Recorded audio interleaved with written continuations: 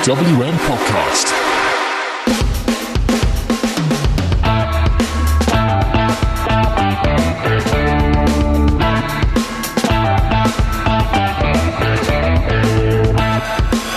Just like the lasagna I currently have in the oven, there are layers to this shit, but fortunately, we are here to help you unpack said layers. Welcome to Raw Talk. My name is Joseph. I'm going to be walking you through this podcast where we talk about Raw. Yeah. We are part of the TWM Wrestling Network. We chuck various kind of contents at your head every day, articles every day, podcasts more or less every day. You can check us out at TWM Wrestle on all social media thingies. You know what they are. The stuff that politicians constantly lie on. And and you can find us on any podcast, wherever you listen to your podcasts. Spotify, Podbean, Acast, iTunes, if that's still a thing. I'm not sure. Is it still a thing? Is it still a thing? I think it is. Yeah, well, might be Apple Podcasts now. Apple Podcasts now, who knows? Yeah, YouTube as well. All of those good places. I don't know. I'm not good at the listing. Matthew is good at the listing. We've got a couple of deals with a couple of people, but I'd like to draw your attention to Squared Circle Box. If you put TWM News into their discount code, you get 10% off just a huge wad of stuff, wrestling related stuff sent to your house. Everyone likes merch, but if you're a bit like me and you're discerning about your merch, like you walk around merch tables, you go, maybe you'll be surprised about what they'll send you. So TWM News at Squared Circle Box, and gets you 10% off your first order. Now, I'd like to introduce the person who is basically my wrestling conversation shadow. It's exactly how I started out with Matthew, and that relationship hasn't gotten any better over time anyway. But I'm good friends with this guy, and hopefully hope to be good friends with him forever. Not that I'm not good friends with Matthew, it's just different. This is Tom. Hello, Tom. Hello, friend. Hello. I have no idea where you were going with that. How you getting on? I'm doing good. I have had a very, very busy day. For anyone who is the first time listening to me on the podcast will know I'm 3 hours ahead of all the other guys, basically everyone else at TWM. So I am absolutely shattered. So sorry, dude. I am so sorry. It was my choice. Yeah. It's true. I did give him a choice. You really did. But 5 o'clock in the morning when I'm getting in the shower to go to work isn't a time to watch Raw. Fair enough. That's actually also true. And you are currently calling from Waterworld. I really am. To be honest, it has stopped now. So the Middle East at the moment is soaked pretty much as the Joshua Rios fight on the weekend. Fair enough. But we are not here to talk about boxing. We are here to talk about predetermined sports entertainment, not edutainment. No one learns anything from this. No, you will learn something from this. You don't learn stuff from W. You know what? I'm just going to get on with it. It's finally happened, Tom. We've finally got the architects of downfall. It was, honestly, I'm glad it's happened. I would say maybe slightly too soon in terms of this story. It's interesting you say that, because I have stuff to say about stuff in general about the WWE. I don't think it belongs in any other business. It's directly related to this, but let's break this down into bite-sized chunks for our listeners. Kevin Owens, to borrow a phrase from a different act on Raw, what's all the smoke? Specifically, AOP's smoke. I mean, it makes sense. The guys beat him down last week, so why not go around thinking, you know what? I think I'm going to kick their ass now. Yeah. It makes complete sense, and we all know Kevin Owens does, when he's in this type of mood, does not back down from a fight either. No. So it was like, He's not. Scooby-Doo and the gang going hunting for a ghost or something. It's very all true. Through the episode. Very true. And, he meets Rey Mysterio, who essentially says, it's dangerous to go alone. Take this. I know, it's like, you're going to need my pipe. Yeah. Oh, that's filth, mate. That's absolutely terrible. The actual note that I wrote down is, all Rey needs in his life is his pipe and his offspring. Pipe and his offspring. All he needs in his life is sin. Is his. Yeah, okay, yeah. I can, but I'm not going to. I've got an advice. I've got the notes in front of me. But yeah, I thought that was nice of Rey. Well, Rey Mysterio is I'd argue he's the top face of he's the top white meat, pure baby face. He's the heart of the Raw men's locker room. So it's really nice of him to offer that. You're the heart of the locker room. Here, take my weapon. Yeah, well, this is a combat panther at the end of the day. Shout out to Riptide. What a great first show that was. Incredible. So Sami Zayn does that. Sorry, Sami Zayn. Kevin Owens. But that's the reaction you should have. Yeah, I know that is. You know what? Let's talk about that. Let's talk about that. Sami Zayn. What are you doing here? Yeah, okay, so he applied and got a manager's license, and he came out with Mojo Rawley, who Kevin Owens actually had a very funny segment with. I thoroughly enjoyed that. I did as well. Yeah, and to be honest, Mojo nailed it over most as well. Yeah. This is the thing: people sleep on Mojo Rawley's ability on the mic is pretty good. The fact that he was cutting completely PG-13 80s style promos down in NXT when he was there without the use of cocaine, because by all accounts apparently he's more or less straight edge, is pretty incredible. Yeah, I mean, there's been jokes made of Mojo, but in-ring ability aside, he could easily be an entertaining character to have on TV. Exactly. And this was good to see. And I enjoyed the little bit of continuity because Kevin Owens and Sami Zayn aren't actually at odds right now, but they are not on the same page. So it was very, very entertaining to watch Sami Zayn kind of needle Kevin Owens a bit.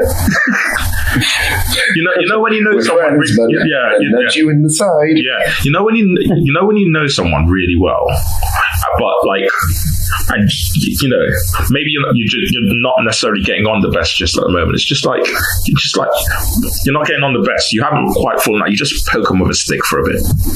Yeah. It's like sitting. Play with me. I want to do something. It's like sitting next to someone at a show and constantly doing a Mauro impression. Yeah, stuff like that. It's just that's essentially what Sami Zayn did. And when he went too far, like most people, he just put his hands up and he walked away because Mojo Rawley's an idiot. But it was. Yeah. So eventually, right. So, but yeah, there was another question I had. Why is Sami Zayn with Mojo Rawley of all people? Aside from the obvious.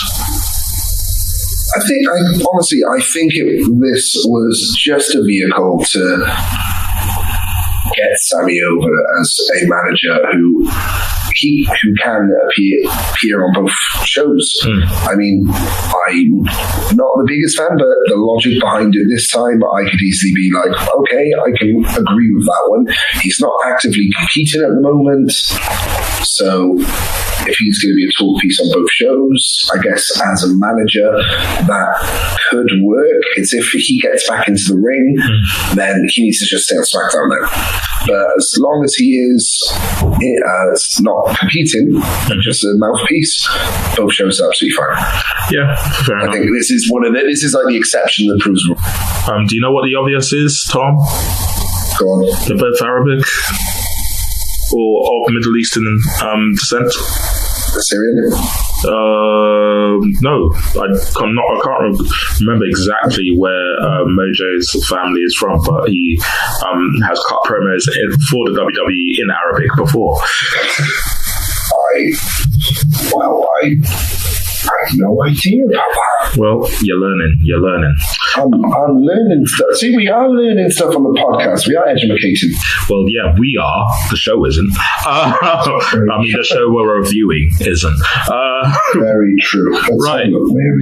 So, at the end of the Viking Raiders Street Profits match, which we'll talk about later, Seth Rollins shoos them out of the ring and says that he wants to take on AOP right now, which brings out Kevin Owens, who just, accuses him again, and Seth denies working with them again, and it's just a big schmoz, and then AOP appear on the screen, and it's long, and Kevin goes off to look for them, and not before Seth leaves again. I have to say one thing. PSI, one of the funniest lines on this show was by your fave today. Go on. And that was when Asuka started speaking in Japanese. AOP. And Charlie coming out with, well, I guess I need to learn 4 languages on this show. That had me. Yes. That was so good, but I was saving that for later. I'm sorry. I jumped in. Yeah. I didn't see it on the notes. We're all about the notes today. Apparently we are. But yeah, it's just. But my point here is just like it's overly dramatic and telegraphed, and we all know it's going. Thomas, what for your money is the best heel turn that you have seen in the last? Screw it, I'll throw it out. In the last decade, in the Fed.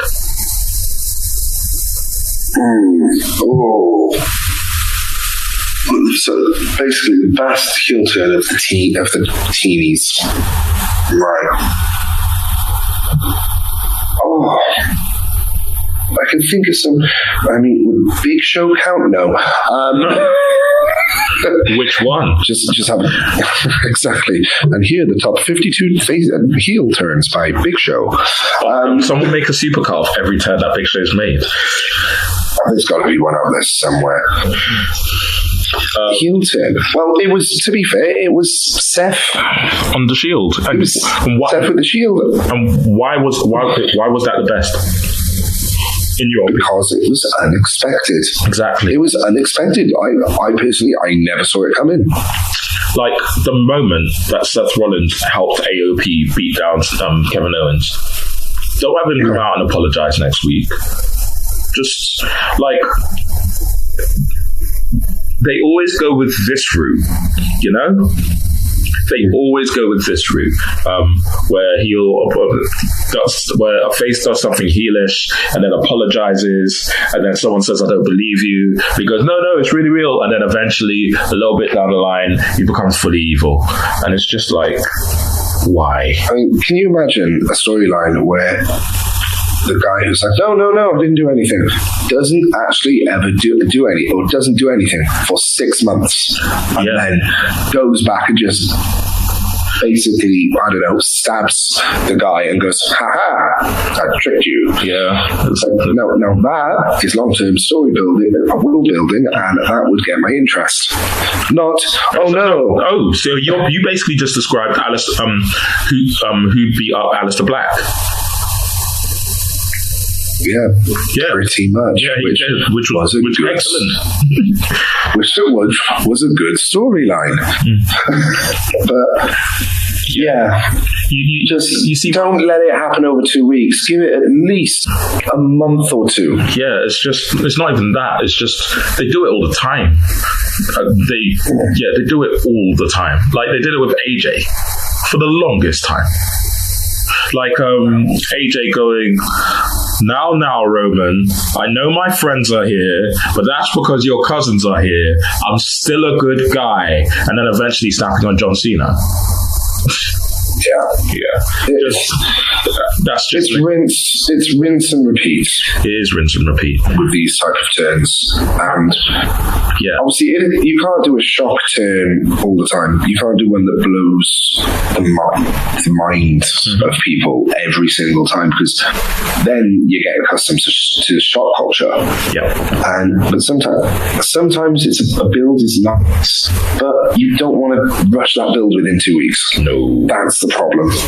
No, but what I will say is credit for the aesthetic of Seth. Seth literally turned. He was in a computer chair. They gave him the Bond villain chair swivel. All he needed was a cat. That turn was nice, and it was when he was. See, what would have been perfect in this instance would just for him to turn around and just keep the hood on and end it there. Maybe, but and end it there. But obviously, the broken fingers gave it away straight away. Maybe if he had laughed, keep the hood on, but laugh. You know that Seth Rollins laugh. And what did you think of his heel promo? Kind of like that? No, like his really obnoxious first run with the WWE title laugh. Oh, that one. Yeah. Her maniacal laugh. Yeah. I just actually think that's just his laugh, which is unfortunate to say the least. Poor Becky. Poor Becky. But what do you think of his promo? Decent. Yeah. I'm better than what he's done before. I mean, to be honest, he plays a better heel than he does face. It's true, but what I will say is I am fed up of this Bret Hart cosplay. Bret Hart cosplay can just go. I'm done with it. His face run has been a tribute to Bret Hart, and this heel promo was a tribute to Bret Hart. I've done everything for you guys. Why have you turned on me? I'll tell you why they've turned on you, Seth. It's because you got a Twitter account. Oh, if that was the case, there'd be a lot of heels in life. It's very true. Let's move on to a segment that I'm calling Don't Go Chasing Waterfalls. And this is about Becky. Becky, who wants Asuka's head on a silver platter. And she's going to go get it herself via taking on both Kabuki warriors. Charlotte's basically going, well, that'll end well, is just a mood. There are very, very big similarities in this feud to Daniel Bryan and Miz right now. Really? Oh, please elaborate. Well, think about it. So, it'll make more sense as we go along, but these two hate each other now. They will never like each other again. But they have a common enemy. In the Kabuki Warriors. And basically, Charlotte knows what will happen if you go in a 2-on-1 match, and she's like, right, I hate them too, just, you know what, let me beat them up with you. Don't care about you, let me beat them up with you. No, I'll do this by myself, I don't need your help, piss off. All right, fine, go ahead, see what I can. Yeah, exactly. That'll end well. Yeah. Becky has a match with Asuka and Kairi Sane. It was incredible. Of course it was. Listen to those names. Those are three of the best wrestlers on Raw. Doesn't matter about chromosomes. That's it. Exactly what you expected from the three of them, just like what we expected last week. Exactly. I'd probably say last week shades it, but I think it does due to the ending. Yeah. Oh, yeah. Because this one, unfortunately, ended in a DQ. I get it. You've got to protect the man. You've got to protect the champion, and even in the 2-on-1 contest, still have to make it look like this to get a struggle. Now, am I correct? Because I watched this live, which meant that I would have been watching at 3 something in the morning. Am I correct in saying Asuka hits her with a chair to get the DQ? Oh, it's fine. It doesn't matter. I think it might have been. I'm sure we can find out. No, it's okay, because it's unmistakable what happens next. Kairi climbs up to the top rope and then puts Becky through a table, just like her wrestling role model. Do you know who Kairi Sane's wrestling role model is? No. The best in the world.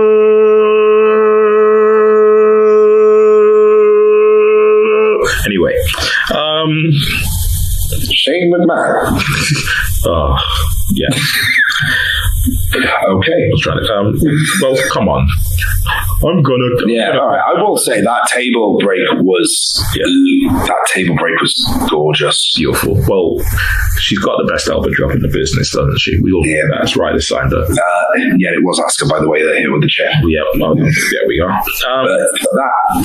Obviously the elbow was the best in the business, and just the way that table broke, it was so clean. So clean. It was almost like they had prepped the table because they were really worried about, table spots involving lights of people.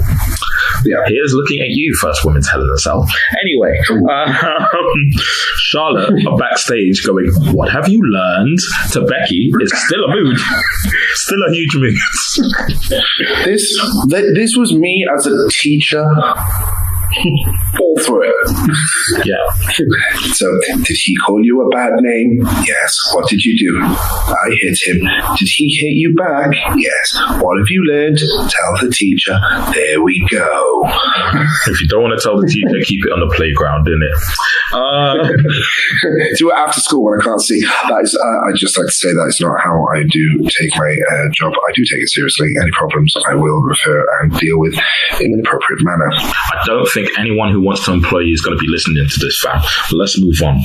I was going to say Beyblades, but right. So Charlotte walks out after basically saying, "What have you learned?" And then gets jumped again with a chair. And at this point, it's really obvious what's about to happen. Kabuki Warriors lay down a challenge, and Tea Time up the ante. I'm still calling them tea time. I don't know what they were called, but I'm still calling them tea time because now tea has a double meaning, and that's all that these two will spill on each other once they're done teaming. Correct? Boom. This match is going to slap, bang, and fuck. I can't wait for it. Is it this Saturday? This Sunday? It is Sunday. Sunday. So I have a question for you, Tom. Before we move on, why did I name this segment "Don't Go Chasing Waterfalls"? Why is it called that? Yeah. Because damn it, if you go chasing what you want, you're not going to get it. You're not always going to get it. I think. I'm thinking about the lyrics of the song now, damn it. Don't worry, I'll finish it for you. You stick to the rivers and the lakes that you used to. Neither Charlotte nor Becky have ever held a tag team championships before, and they're not necessarily the most stable team. So they should stick to the rivers and the lakes that they're used to. Also, Don't Go Chasing Waterfalls is done by TLC, which is the match that these four are going to have. Boom! Let me move on.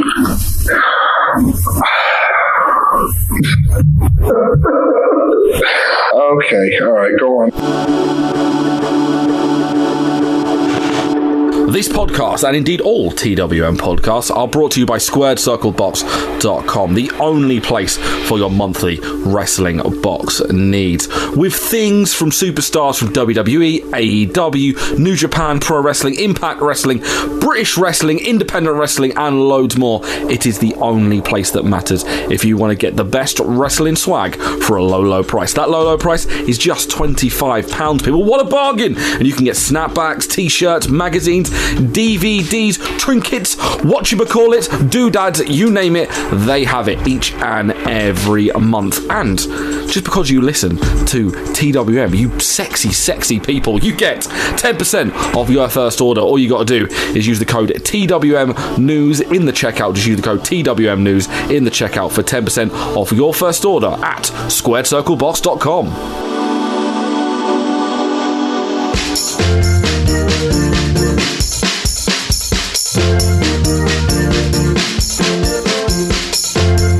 Spread a said, why not spread the gospel of the TWM squad with some of our lovely merch over at Teespring? We have t-shirts for all shapes and sizes, hoodies, sweatshirts, mugs, stickers, and loads more. Also, just for listening to this podcast, you can get 10% off your order. I said using the code podcast. That's podcast. Once again, podcast in the checkout for 10% off at teespring.com/stores/TWM-wrestling-merch. That's right.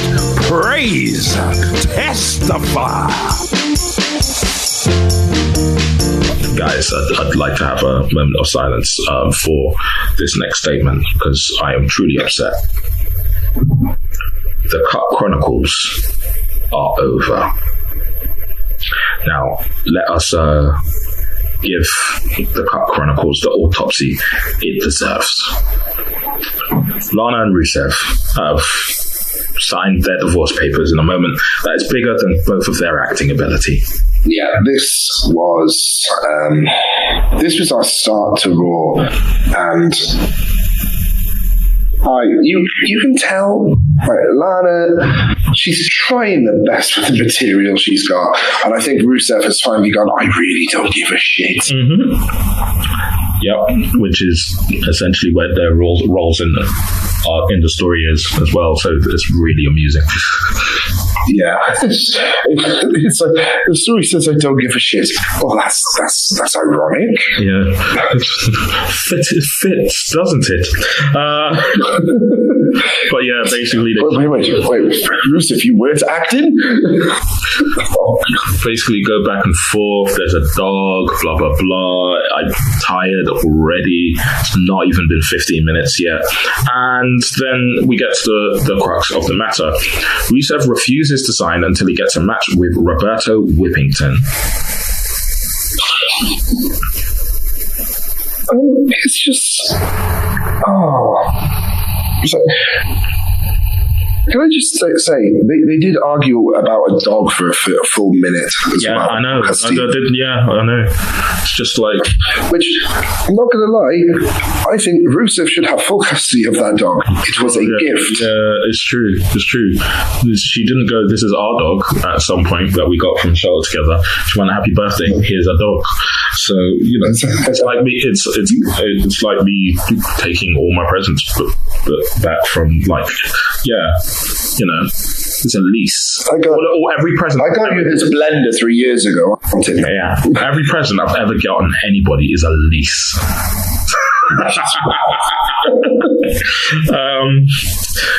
Like Rusev plays it from last week. Lana calls her a monster. But anyway, so he refuses to sign papers unless he gets a match with Roberto Whippington. Out comes Roberto again in full gear. No, he had a t-shirt on. More or less in full gear, mate. I don't think.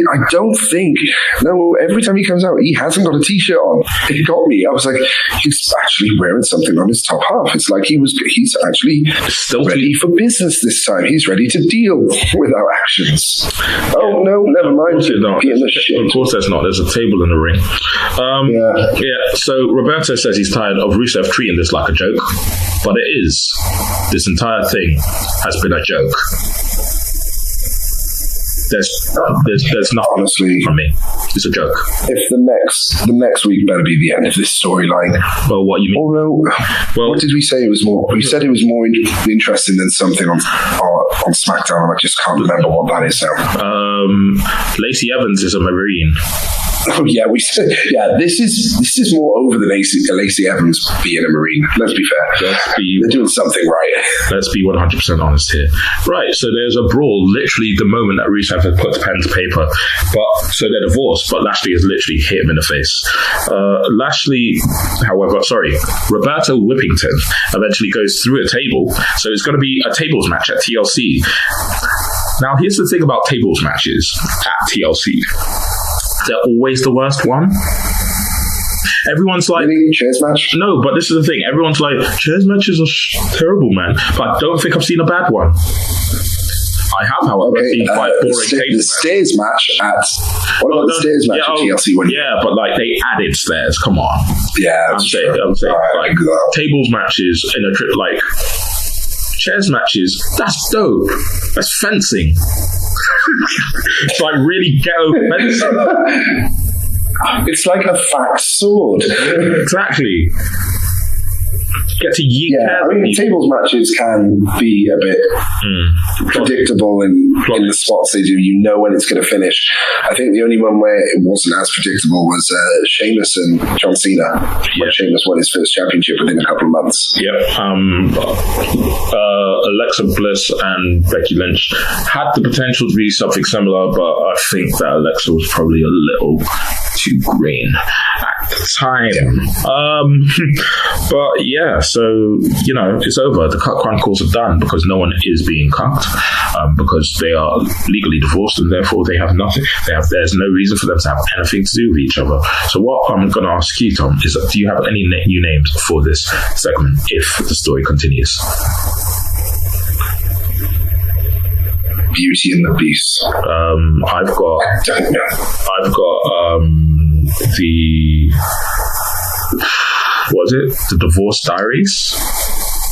Divorce Diaries. After Marriage Madness. After Marriage Madness. After Marriage Madness. Yeah. Oh, fair enough.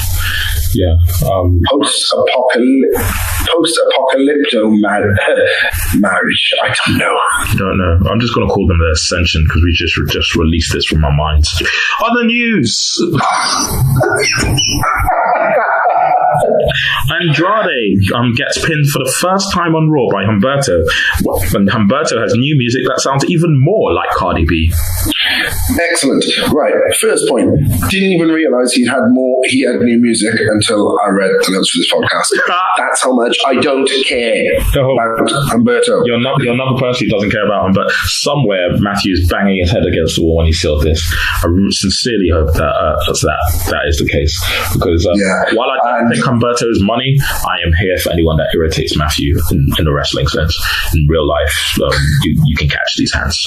And the second point as well, I believe it was this podcast last week where we went, Andrade is unbeaten on TV since he moved to Raw. We literally gave him the black spot. Yeah, I know. We cursed. We cursed him. We hit him with that commentator's curse. I honestly thought they were going to do something big with it.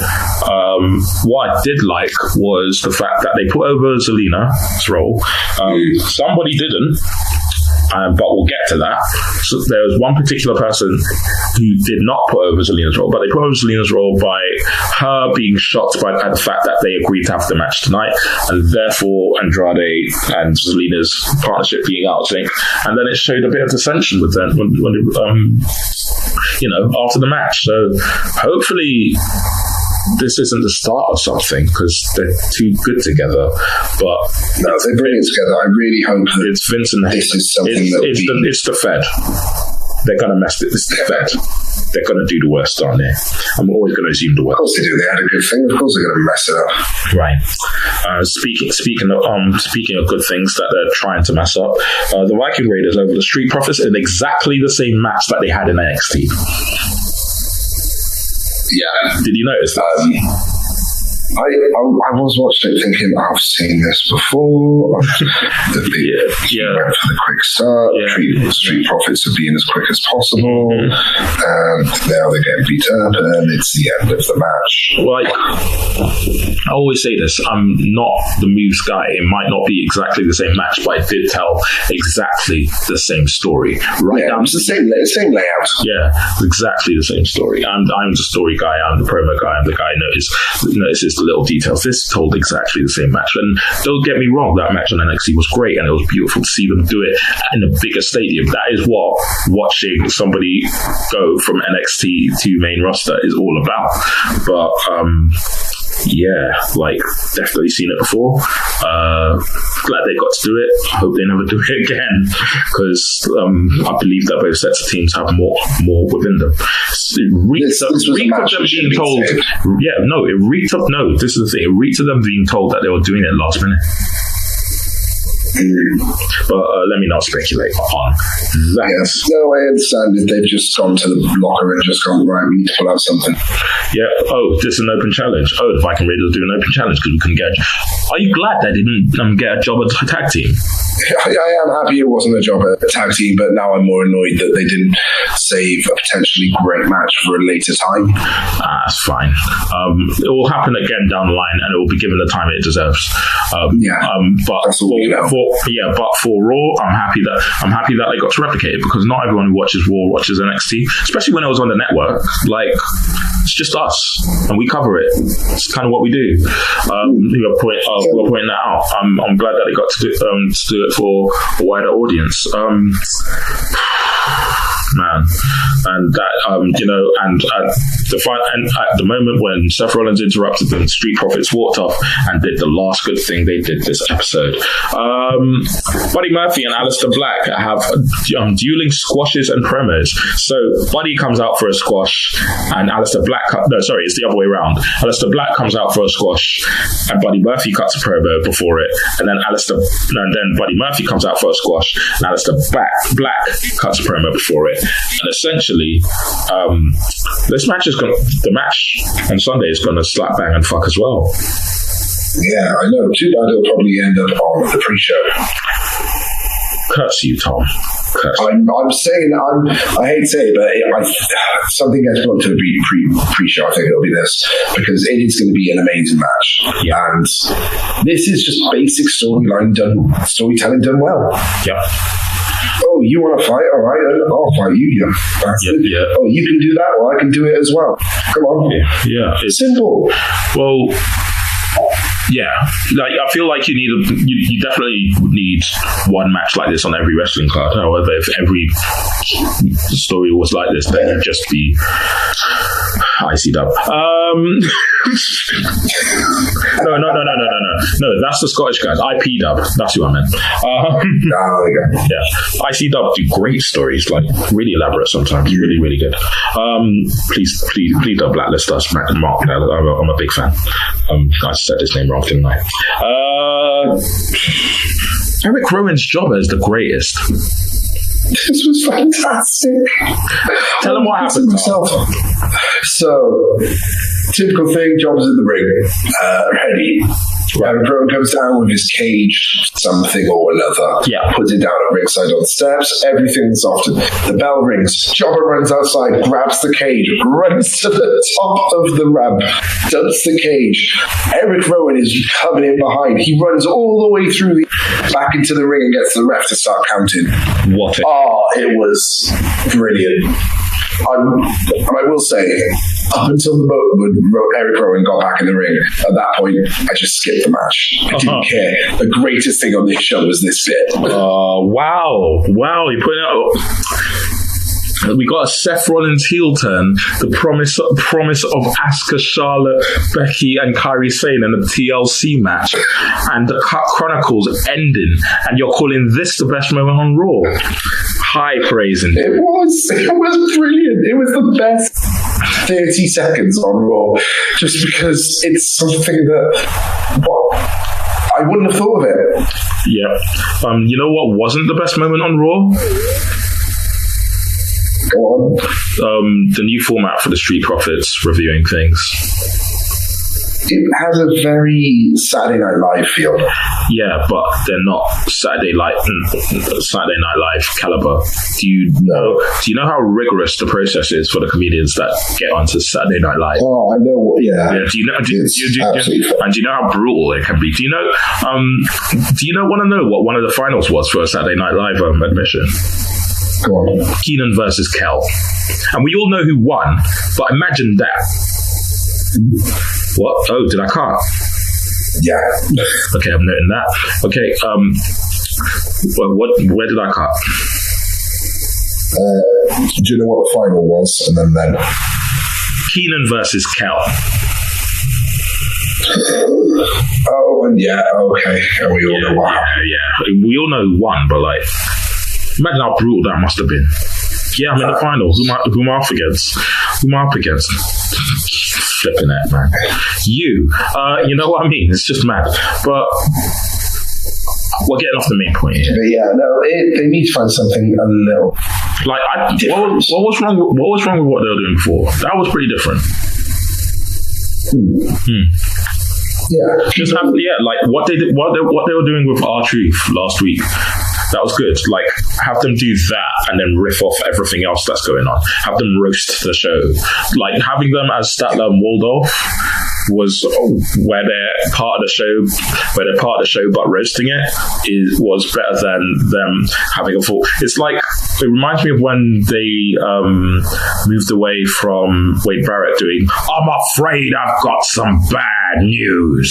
They moved them to doing the B&B network, which was more of a parody of the TMZ network. That was bad. Yeah, this struck me like that. Yeah. Okay, so apart from the Drew McIntyre squash, which isn't really worth talking about, have I forgotten anything, Tom? Before I run out of time. I don't think so. Are you sure about that? Oh, yes, quickly, very quickly, before I run out of time, I've only got like 30 seconds left. Rey Mysterio pinned AJ Styles after, and nearly ran out of time. Like, literally, the logo came up before the match was over. All right, we're done here. All right, you know what? This is going to sound really weird now, but on this podcast, we're allocated a certain amount of time to talk about a show, but at the very end, I like to do any other business. So, Thomas, do you have this week any other business? One massive bit for everyone out in the UK, please make sure, if you have registered, please go and vote. Go and vote. And honestly, I'm going to say this because I am not taking any kind of side. I'm saying go and vote for the person who you most believe will do the best for this country, for the UK, for the UK. Okay, that's what I'm going to say. I've made the mistake of not finding out how I could vote for overseas, so I can't say anything about the results. I can't moan about it because I have not helped or contributed. But please go and vote for the best. For the best intentions of this country. Save the NHS. Yeah. Fun fact, I'm looking at my polling card right now. Yeah. So my any other business is more wrestling related. In fact, it is to do with this show. And it's to do with a very jarring part of this show, which really, really pissed me off. It is to do with a particular commentator. Now, this commentator twice overstepped the mark in two situations. One made me feel really uncomfortable, and one just irritated me to the point of making me want to reach through my TV and wring his neck. So we'll start with the one that made me angry, and the one that's really creepy will end on, because that's my style of humor. I'd probably make light of that one. Jerry Lawler kept implying that Andrade was, jealous of Humberto and Zelina Vega.